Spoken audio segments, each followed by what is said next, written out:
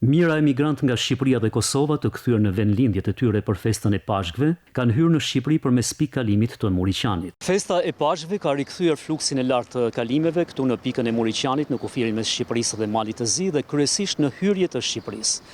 Shumica e shtetasve që po hyn këto ditë në Shqipëri janë emigrant nga Shqipëria dhe Kosova që kthehen në vendlindje për të kaluar këtë festë. Nga Trieste, Italia. Po për festat kemi njerëzit, kemi ca kujtime kështu të vjetra.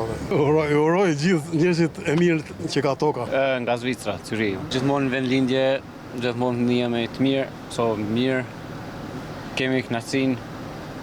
Kohëve të fundit kolona nuk ka pas shumë, kjo është diçka më mirë. Ja urojmë të gjithë atyre që festojnë festën, priqin edhe shumë vite tjera të lumtura me familjet e tyre. Nga orët e para të së premtes e deri në mesditën e së shtunës, në Shqipëri përmes pikëkalimit të Muriqanit kanë hyrë 12.000 shtetas me 3.800 mjete, ndërsa drejt Malit të Zi kanë dalë rreth 10.500 persona me 3.200 mjete.